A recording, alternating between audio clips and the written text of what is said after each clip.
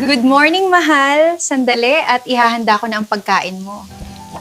Good morning rin, mahal.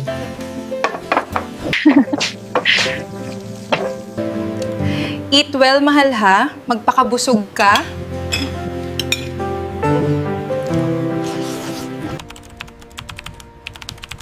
Hello, Pogi? Bakit ba seryoso ka lagi? Alam mo, lagi ka nalang suplado sa akin. Ganyan mga type ko eh.